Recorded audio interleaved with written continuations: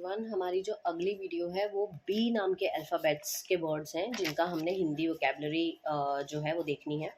हमारा जो पहला वर्ड है बी अल्फ़ाबेट से वो है bad in law. Bad in law का मतलब होता है विधि विरुद्ध। जो हमारी विधि, जो हमारी कानूनी विधि है उसके खिलाफ जो चीज़ें होती हैं उसको हम कहते हैं bad in law.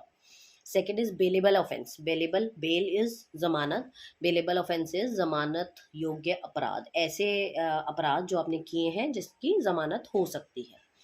Who is a bailee, BAIL, bailee is निक्षेप ग्रहिता। निक्षेप ग्रहिता is one who receive the property. आपको पता होगा कि दो लोग होते हैं, bailor and bailee. Bailee is who give and bailee is who receives the property, उसको हम कहते हैं बेली।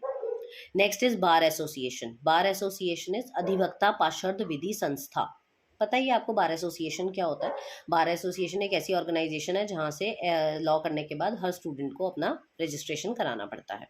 बारबरस, बारबरस इज क्रूर और नृशंस, मतलब बहुत ही, क्या हम कहते हैं ना, कोई एक्ट ऐसा होता है जो बहुत ही बारबरस होता है, बहुत ही क्रूअल एक्ट होता है, उसको हम कहते हैं barbarous. Beat of drum. Beat of drum is ढिंडोरा पीटना। हर चीज़ का, जैसे किसी चीज़ को आप बहुत गा गा के जब सबको सुनाते हो, that is called beat of drum. Beat up.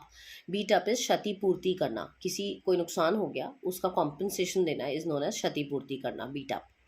Bigamy. Bigamy is double marriage. दो बार आपने शादी कर ली, दैट इज कॉल्ड बाईगैमी। द्वि विवाह बोलते हैं इसको हिंदी में। Bid, BID, bid. बिड हम सब जानते हैं, बोली लगाने को बिड बोलते हैं। बोना। बोना, BONA, बोना इज चल या अचल संपत्ति। मूवेबल और immovable property is known as bona. आप इसको बोलेंगे चल या अचल संपत्ति। Borstal, BORSTAL, borstal. Borstal is a place where young criminals और यंग ऑफेंडर्स आर केप्ट। मतलब उनको जेल में नहीं डालते हैं, बोर्स्टल में डालते हैं। तो आप इसको हिंदी में बोलेंगे किशोर बंदी गृह या बाल दोषी जहाँ पर रखे जाते हैं, उसको बोर्स्टल बोलते हैं, जगह का नाम है।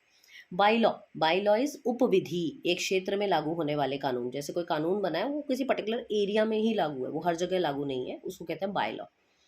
ब्रीफ। ब्रीफ इज वादसार या संक्षेप में किसी चीज़ को बताना is known as brief.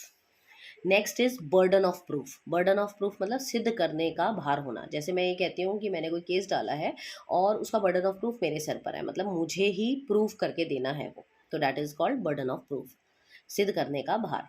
And next is bureau. Bureau is अंगुली चिन्ह कार्यालय। अंगुली चिन्ह कार्यालय मतलब organisation that provides information.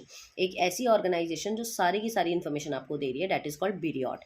ब्यूरियोट has been derived from the word bureaucracy. Bureaucracy हमें पता है क्या होता है, सिटिंग गवर्नमेंट, जो जैसे IAS IFS वगैरह जहाँ बैठते हैं, दैट इज कॉल्ड ब्यूरियोट, वो जगह। एंड जो हमारे ऑफिसर्स होते हैं उनको ब्यूरोक्रेट्स बोलते हैं, एंड इस सिस्टम को ब्यूरोक्रेसी बोलते हैं। तो ब्यूरोट अगर आ जाए तो आप अंगुली चिन्ह कार्यालय। अंगुली चिन्ह कार्यालय मतलब जहाँ पर इंफॉर्मेशन सारी मिलती है, दैट इज कॉल्ड ब्यूरोट। तो ये हमारे टर्म्स से जो कि बी अल्फ़ाबेट से शुरू होने वाले थे, आप इनको लर्न कर सकते हैं।